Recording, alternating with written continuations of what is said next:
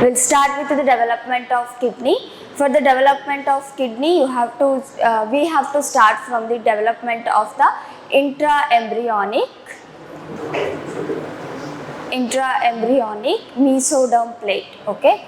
So if you remember this structure during the development, maybe from your general anatomy, this is how the structure looks. Stop talking.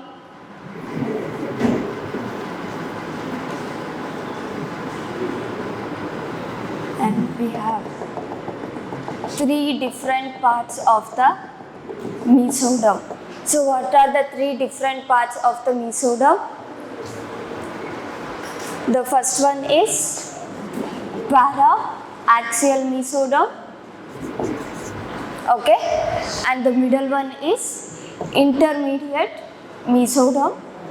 Stop talking. Mesoderm, and the last one or the outermost one is lateral plate mesoderm. Lateral plate mesoderm. Okay, these are the three different types or the divisions of mesoderm we have studied in the general anatomy part. So from the lateral plate mesoderm, there will be a structure development. It is called as nephrogenic duct. Nephrogenic duct. This nephrogenic duct will later develop into your kidney. Okay, this is how the nephrogenic duct will appear on either side of the body.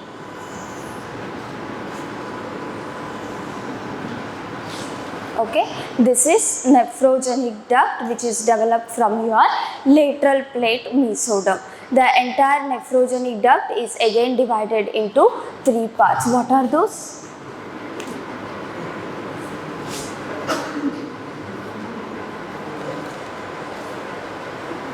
The three parts of your nephrogenic ducts are Pronephric, Mesonephric and Metanephric part. Okay, this is the Pronephric part, and the middle one is Mesonephric. The last one is Metanephric.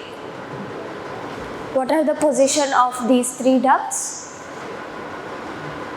At which level we can see these ducts? The last one is present at sacral.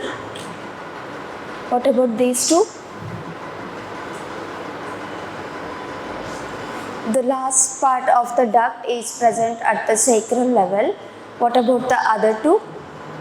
Remember, the last metanephric duct part is situated at the sacral level. Okay, so during the development or at the early stage of development, from the prenephric we can see small tubules developing like this. Okay, these are called as prenephric tubules.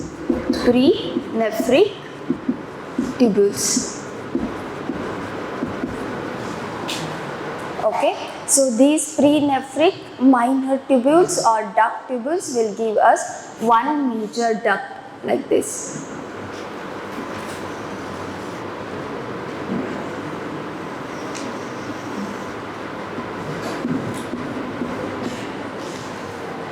This is called as prenephric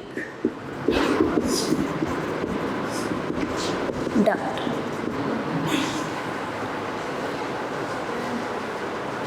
Okay, and this duct will come and join your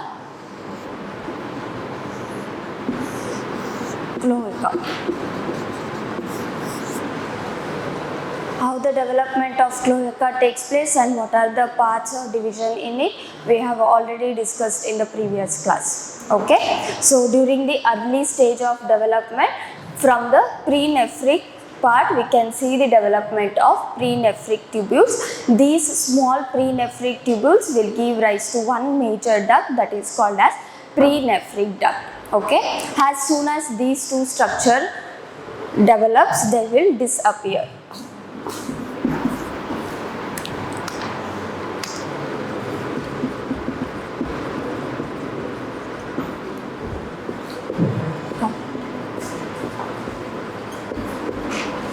Okay, Okay, so once the prenephric tubules and the prenephric duct disappears, there will be formation of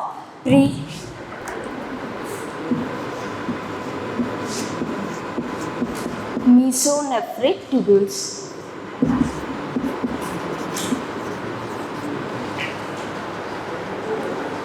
So during the early development, there will be prenephric tubule and prenephric duct. Once they disappear, we can stop talking. Once they disappear, we can see the development of mesonephric tubule. Later, the same prenephric duct is renamed as mesonephric duct. Mesonephric duct. Okay. And this mesonephric duct will also disappear.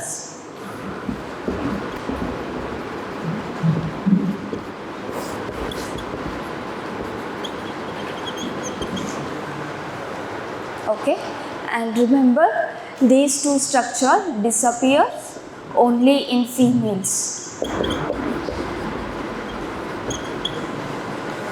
Okay, it will persist in male and later develop into testes. The stop talking. The mesonephric tubules and the mesonephric duct will disappear in females, but in males it will persist or it will remain. Later it will develop into your testes. Okay.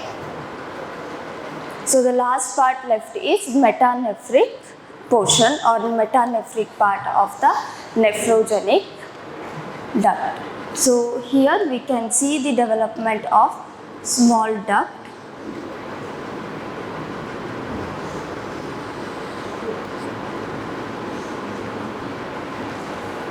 This duct, it is called as ureteric bud. It is called as ureteric bud. Okay.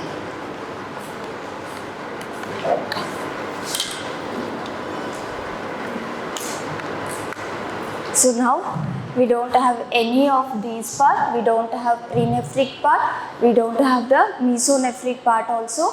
We are left with only metanephric part, and the metanephric part will connect or joins the cloaca through a structure called ureteric bud. Okay, and remember, this ureteric bud inside this portion will develop into your major calyx and minor calyx structures. So once we do the micro study of this structure, this is how the structures of your metanephric duct part and your ureteric bud will appear. Okay, this is the metanephric duct part and this will be the ureteric bud. Okay, this metanephric duct, it is called as round vesicle, and your ureteric bud have a dilated portion which is called as ampulla. It is called as ampulla. Okay, as the development stop talking. As the development continues, the round shaped vesicle will turn into a pear shaped structure like this. Okay, once it changes the shape, it is going to connect with the ampulla part. Now this is called pear shaped vesicle. Later, the pear shaped vesicle will change into S shaped vesicle like this. And it will connect into the ampulla.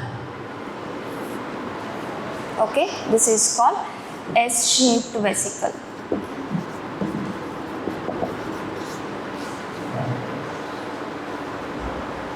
And the S shaped vesicle will later give rise to your nephrons. That is the final stage of development. This will be the final stage of development.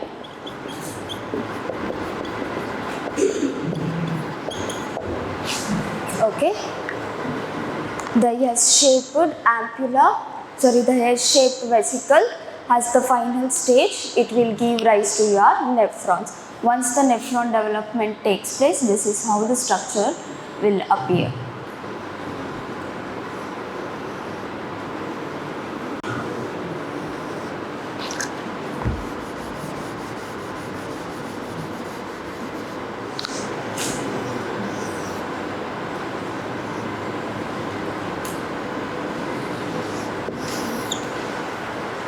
Okay, this will be the nephrons.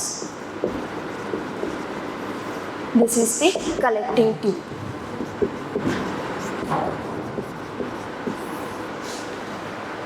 And remember, the distal part of your nephron have the vesicles, and these vesicles will later develop into your glomerulus.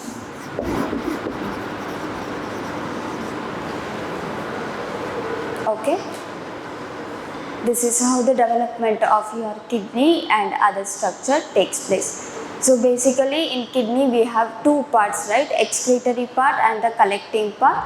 Your vesicle will act as the excretory part.